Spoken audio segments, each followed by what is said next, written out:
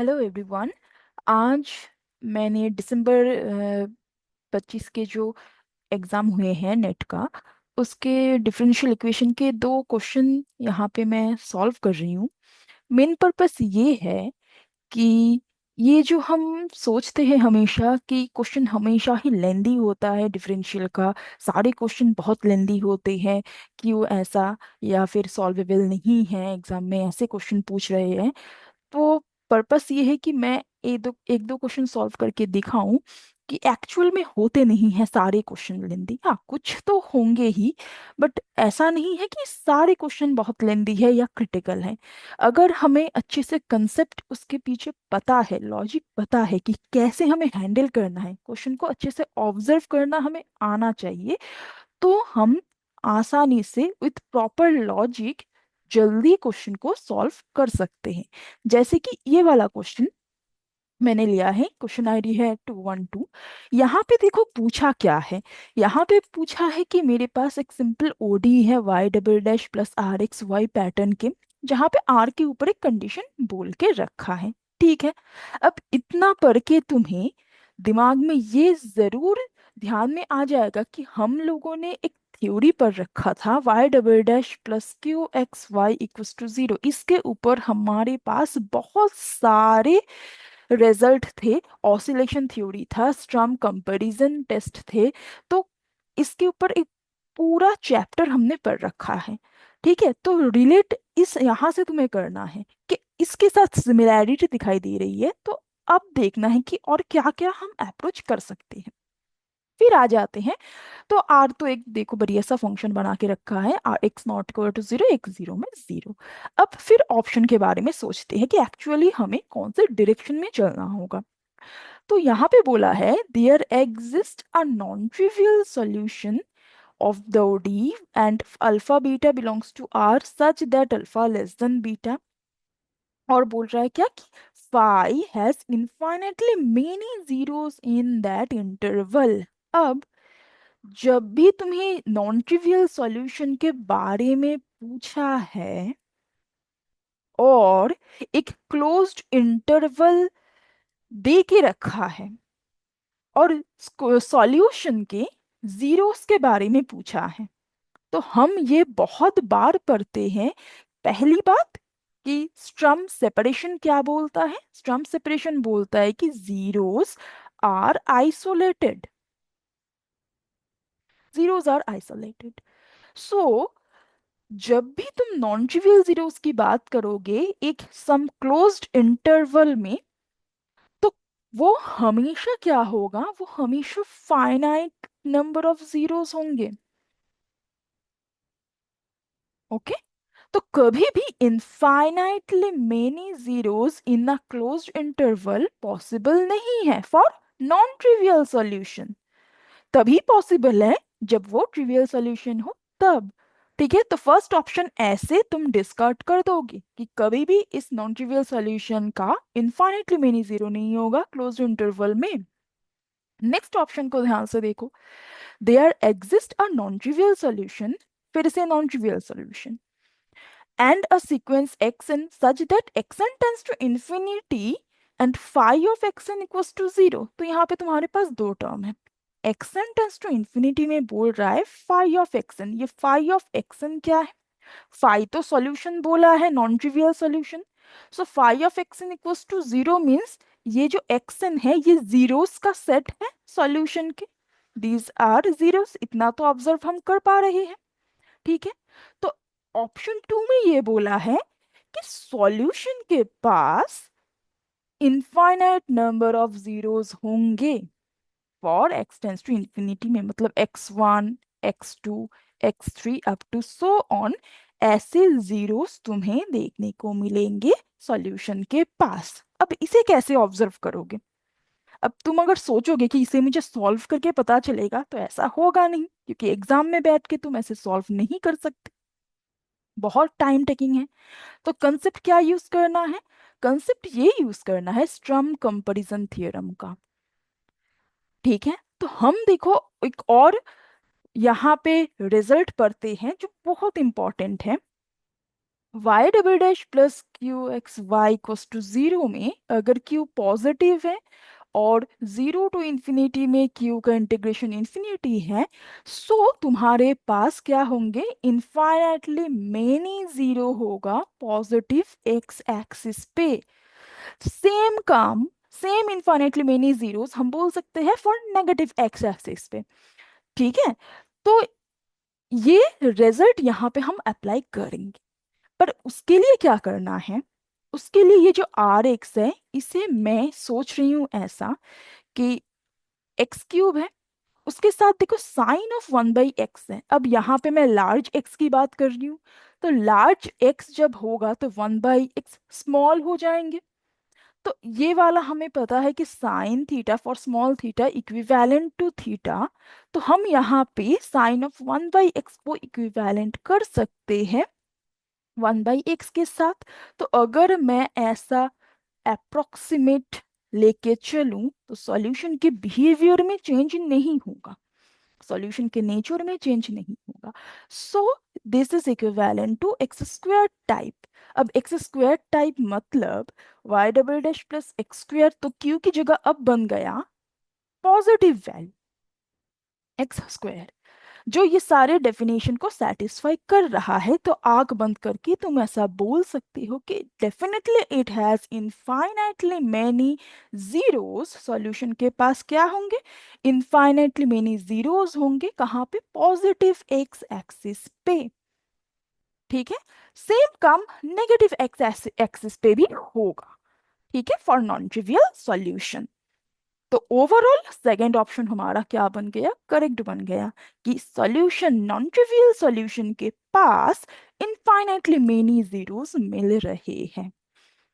ठीक है, ऐसे ही फोर्थ ऑप्शन को डिस्कार्ड करोगे क्योंकि उसने बोला है कि पॉजिटिव इंटरवल में नॉन ट्रिवियल सॉल्यूशन है, बट एट मोस्ट 1 0 की बात बोला है, इस वजह से ये गलत हुआ। थर्ड ऑप्शन की बात करेंगे, थर्ड ऑप्शन बिल्कुल सही है। बहुत आसानी से बोला गया है कि फाइव वन फाइव टू और two L I solution, then there wronskian is a constant function on are.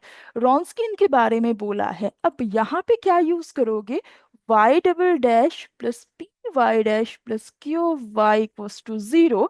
अब यहाँ पे ये वाला पी जो कोएफिशिएंट है वो तो नहीं है, वो तो जीरो है, राइट।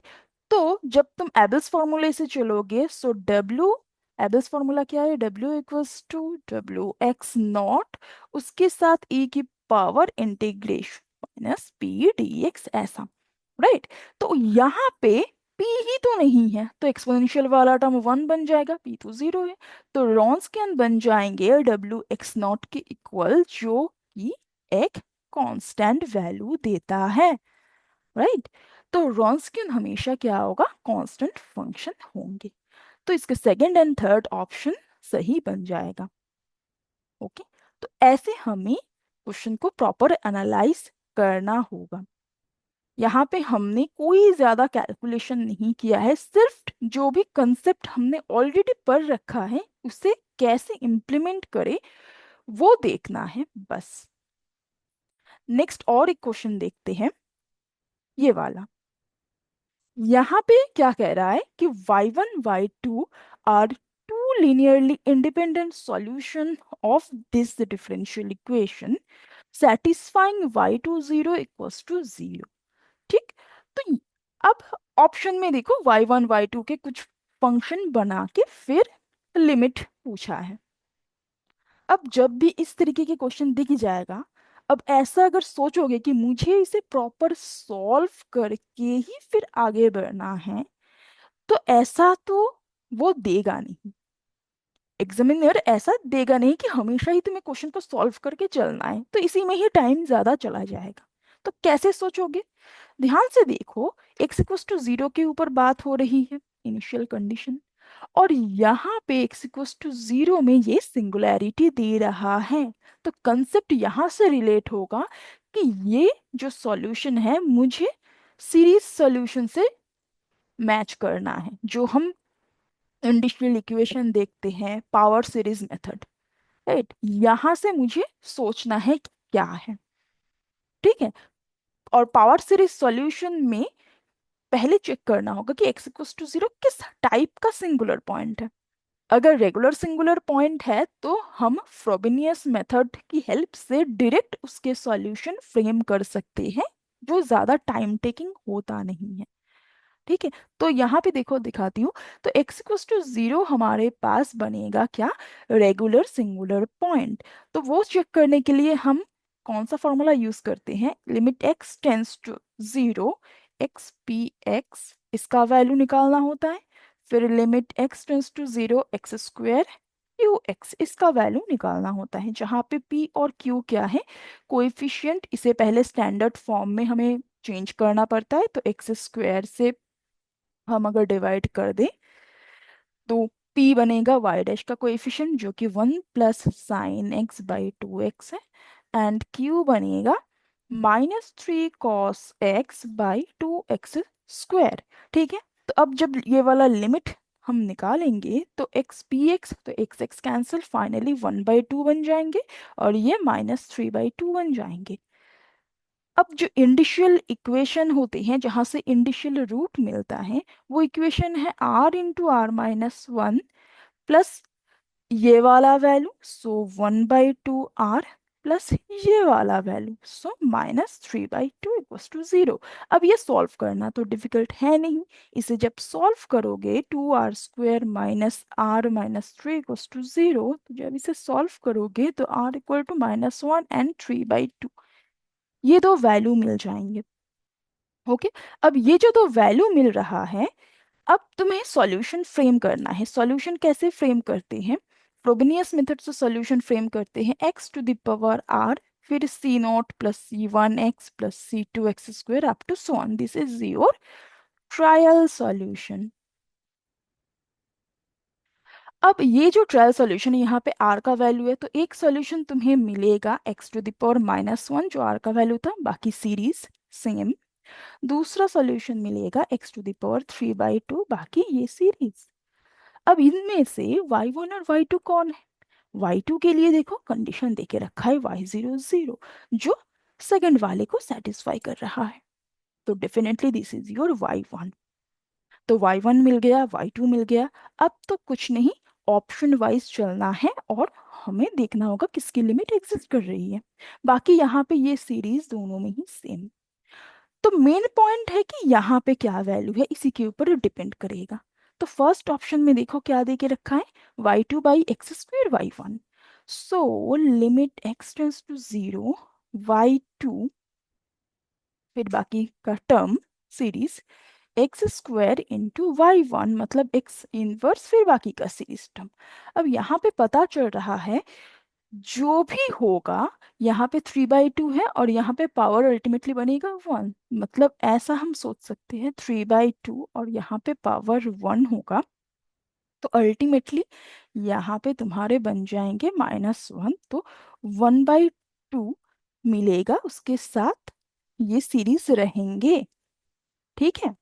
तो ये वाला सीरीज दोनों में ही रहेगा। अब जो भी है यहाँ पे इसके ऊपर यही इफेक्ट रखेगा लिमिट में। जब यहाँ पे एक्सटेंस टू जीरो करोगे तो ये फाइनाइट वैल्यू देगा जीरो। तो फर्स्ट ऑप्शन जो बोल रहा है एग्जिस्ट, वो बिल्कुल सही है।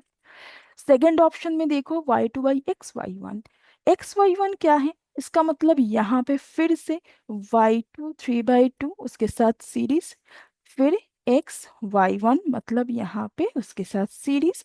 तो ये वाला बन गया सिर्फ 3/2, तो ये भी फाइनाइट लिमिट दे रहा है।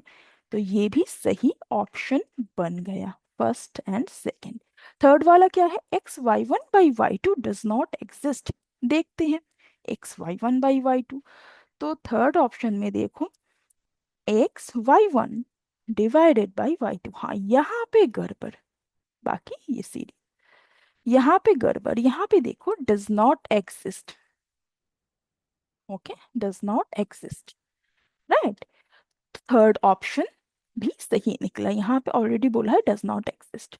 फोर्थ वाले पे करोगे फिर से देखना डज नॉट एग्जिस्ट मिल जाएगा। ठीक है, x² y1/y2 ना।